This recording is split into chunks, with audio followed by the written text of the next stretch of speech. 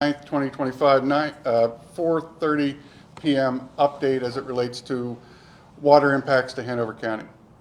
I just want to begin again by thanking our residents for your patience and understanding. We are getting to a point where water is fully into our systems. Today's update, we're going to focus on a number of items, and I'm pleased to share that we have begun the necessary testing that will eventually allow us to lift the boil water notice.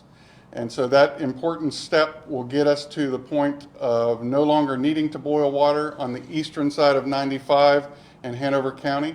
We're hopeful that as soon as Saturday, we will be able to lift the water notice once we get the feedback from the Virginia Department of Health that we've passed all necessary safety protocols as it relates to water testing. I do want to share a couple stories with you. Just talked earlier in the earlier update about the resilience of Hanoverians and the spirit of the folks in our community just supporting one another. I just have to tell you, as we've been out at the sites delivering water to folks that have been shut in, we've had folks step up and make personal donations, help neighbors, businesses step up, help one another, our faith community.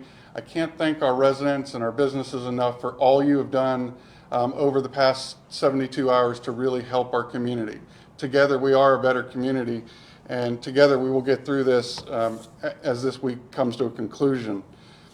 As I said earlier, the testing phase has begun, and as we get those results, we will be sharing those with you publicly as well. We will make sure you're updated as we go through that process. We anticipate over the next 48 hours that we'll continue to get additional testing and those results. That will allow us to lift that boil water notice. Again, we just wanted to be very clear, east of 95, including Mechanicsville, and again, this is the Kings Charter areas, this is Rutland, other subdivisions up and down Atlee Station, that general area that's on Hanover County's public water system. You need to continue to boil until further notice. We're hoping to be able to lift that again as soon as Saturday. West of 95, you are in a separate, distinct system. You do not need to boil water if you're in the town of Ashland proper and west of Interstate 95. We will continue to update you as it relates to those measures. I do want to share, we are still asking folks to conserve water. While we're doing this testing and making sure that the lines are clear, we want to conserve water to make sure we maintain that pressure in the lines that allows us not to drop below the pressures that could be impacting our water. So we know everyone's excited to get back to some levels of normalcy, have water, but we're urging you to continue to conserve. We know folks are going to need to take showers, start getting clothes washed, those kinds of things. We just ask you to do the best you can to assist us, but we know everyone is excited to get water back, and the more you can do, the sooner we can make sure that our system's fully up and operational. I do want to share a few updates as it relates to our water distribution. We have seen a drop-off in folks coming to get both the potable water filled and bottled water today, and I hope that is because our water is coming online. However, we are committed to making sure that residents that would like to have potable water have access to it. We are continuing today to operate at Atlee High School and Cold Harbor Elementary with bottled water distribution. We have plenty of supply online. I will tell you, unlike the first day when folks initially reacted and we were ramping up our supplies, we have ample bottled water supply at this time. So if you have interest, again, Cold Harbor Elementary and Atlee High School, we are operating that operation this evening to 7 p.m. We are also still offering the potable water fill trucks are on site at both Courthouse Complex here and at Bass Pro. There is ample water supply if anyone would like to come fill jugs, containers at both the Hanover Courthouse Complex and at Bass Pro. So we encourage you to do that if you'd like to take advantage of filling water. Today, we're also going to talk a little bit about, as we move into tomorrow and Saturday, you may be aware that we also have a winter storm coming in as soon as tomorrow. I want to make sure that, one, as we continue to make sure that everybody has safe drinking water, we also want to make sure you're safe on our roads, and as you come to gain additional water from us, that you're traveling safe and you know where to go. And so I'm going to ask Chief Hartle to just come up and give you a little bit of a briefing as to what we're anticipating as it relates to the snowstorm that we should start seeing later tomorrow night, Friday evening, and what those impacts may be for Hanover County into Saturday. I will follow Chief Hartle with a little bit of an update on what our plans are into Saturday should we have to continue to have the boil water notice on. Chief Hartle. Thank you, Mr. Budesky. Hanover County Fire and EMS and our public safety partners are closely monitoring the weather conditions as we move into Friday. Current forecasts show that the weather will start to come into our area approximately 7 p.m. Friday evening, but we may not see the start of snow until approximately 7 to 10 p.m. time range. It'll start out initially as light snow. As we move into the midnight hours, the volume of snow will pick up significantly and begin to taper off around 6 a.m. We still may see some light snow in the morning hours, but we anticipate that this snow will be out of the area by approximately 9 a.m. to 10 a.m. on Saturday. We're estimating approximately 3 to 4 inches in the southeastern portion of Hanover County, and the rest of the county experience approximately 2 to 3 inches. However, worst case scenarios could put that up to 4 to 5 inches. We will see an increase in temperatures Saturday afternoon, which will aid in melting, but as we go into the evening hours, we know that the temperatures will drop below freezing again Saturday evening, which will create hazardous traffic conditions in Hanover County. We would like to urge all residents that are in need of water to make every attempt if they can on Friday to visit one of our sites to get their necessary water. However, we will continue to monitor the situation. Thank you, sir. Thank you, Chief Hartle. Safe passage of our residents is going to be critical over the next 48 hours, and we want to make sure that not only are we providing you safe drinking water, but safe passage. And so we're going to make sure that we have our sites operational. Tomorrow, I want to share with you that we are making some slight adjustments. Tomorrow, between 12 and 6, at both Atlee High School and Cold Harbor Elementary, we will have water available, bottled water available at those two locations between 12 and 6 tomorrow. Again, we have supply. As long as we have supply, we'll be continuing to provide that to our residents. We are making a change for Friday. I'd like to make sure you're aware of that. We will be closing the potable water pickup stations at both Bass Pro and Hanover Courthouse and centralizing the potable water pickup at a new address. And this will be located in Old Mechanicsville at 7189 Stonewall Parkway. Many of our residents know this as the old Winn-Dixie Shopping Center, currently home of the Restore for Habitat for Humanity. And so tomorrow, between 12 and 6, we will have the potable water pickup there. That will be centralized. That will be the only jug bottle fill station that we have operational tomorrow. I will say we've seen a dramatic drop off in those pickups today. We've been operational for about 5 hours now. At the courthouse area, we've only had a handful of residents come up here. Bass Pro has seen a dip off in traffic. We're trying to centralize this resource in a population center. I want to make that available to you on Friday. As I have been continuing to share, everything we're sharing in this video will also be put out in press releases that we release to the media, our social media pages, and our website here in Hanover County. We appreciate anything you as a resident can do to help share with those that you may not have computer access, may not be getting this from the media. Your word helping our residents get the information is extremely valuable in this process. We will continue to operate our call center tonight till 7 p.m. and till 5 p.m. tomorrow. I want to share that number with you once again. That number is 804-365-6024. Again, 804-365-6024. We have a number of individuals in our utilities department. I want to thank them for their efforts, staffing those lines, going above and beyond to try to make sure we're addressing our residents' concerns. We have seen a drop off in those calls.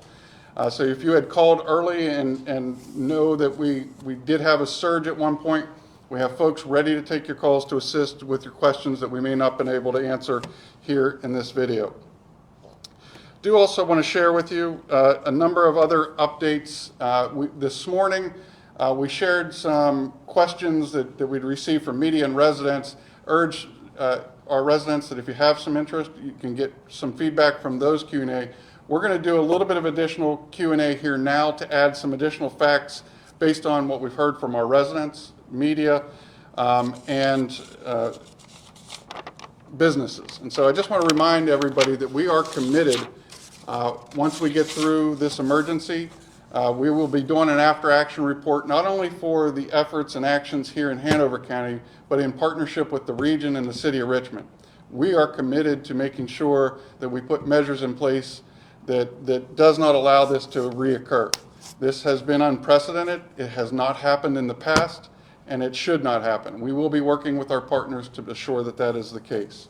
We've been asked a lot of questions about what is Hanover's long-term planning for self-sufficiency or other water sources. We are committed to looking at that with our Board of Supervisors. We have been planning that for a number of years. But making sure that we also have redundancy and a strong system is important as well, and we've been able to historically do that through partnerships. This crisis has certainly raised concerns that we share with our residents that we're going to be focusing on as we look to resolve this in the future. I want to make sure that there's been some questions as it relates to what does a boil water advisory mean and so on. I'm going to ask our public utility directors, Matt Longshore, to come and join. We will be posing additional Q&A questions, and Mr. Longshore will be assisting us with those responses. Thank you, Matt. Thank you.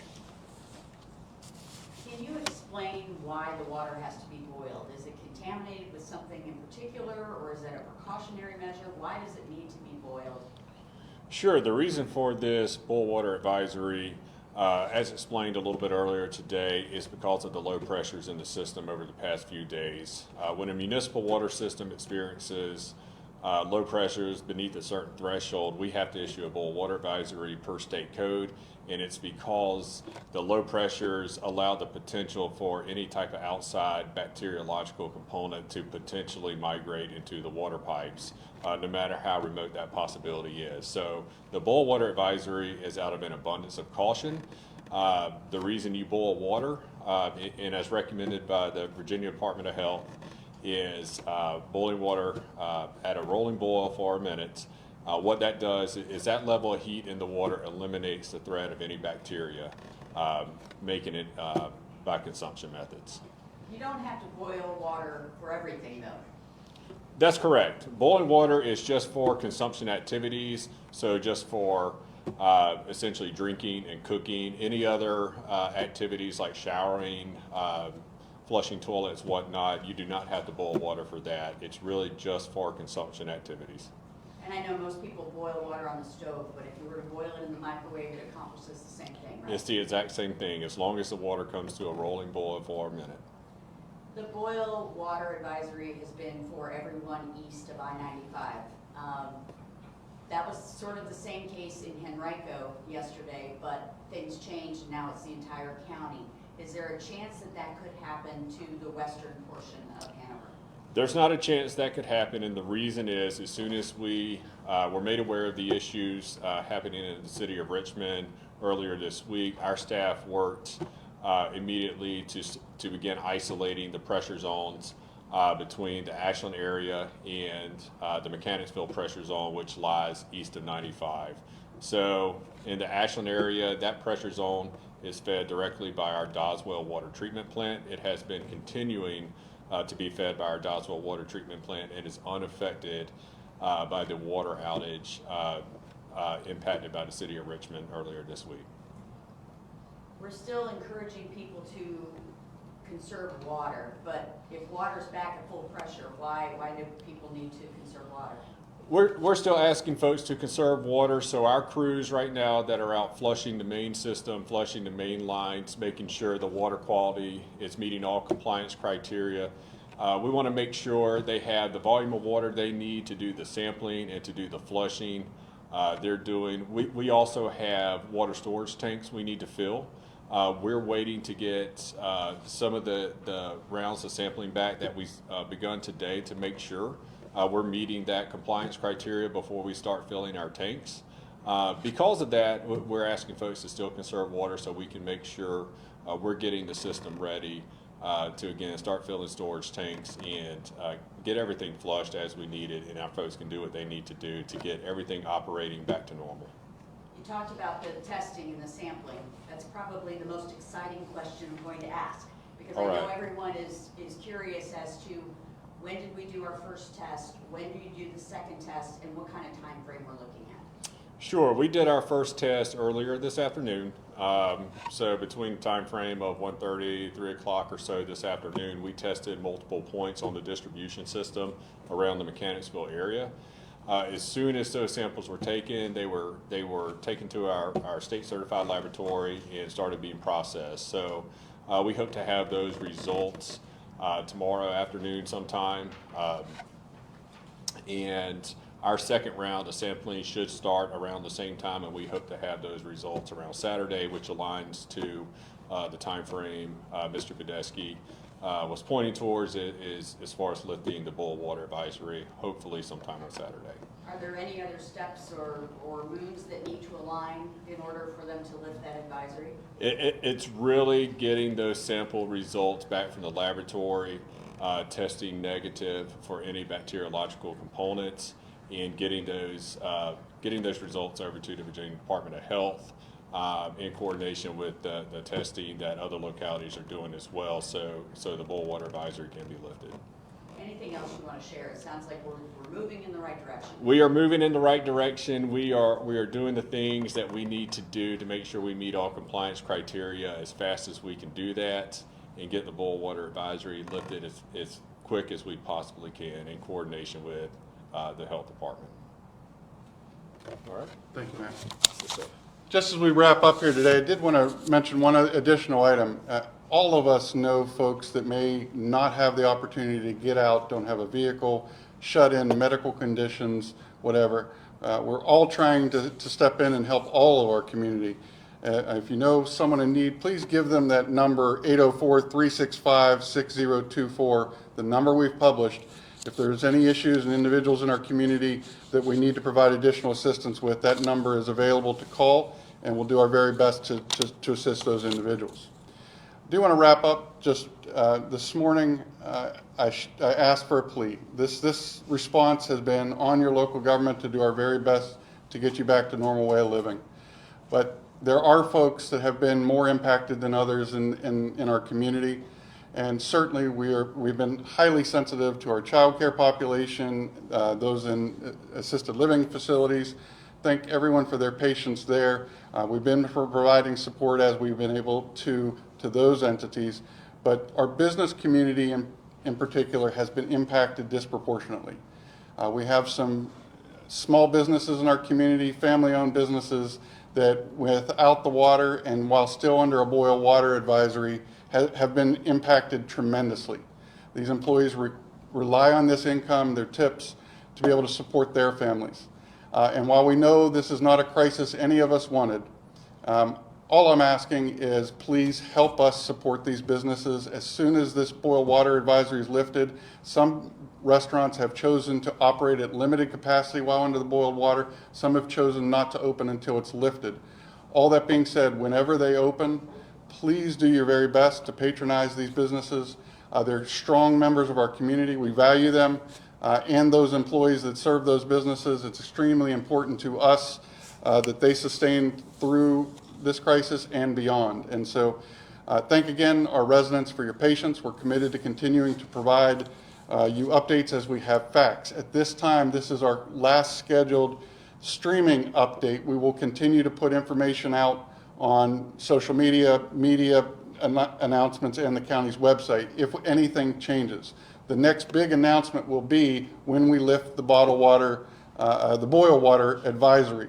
And so we look forward to sharing that with you, hopefully sometime Saturday.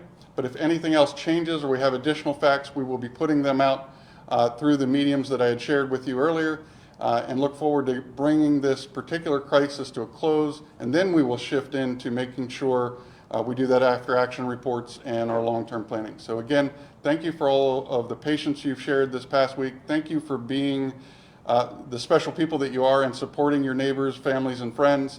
and together we will get through this. Thank you very much.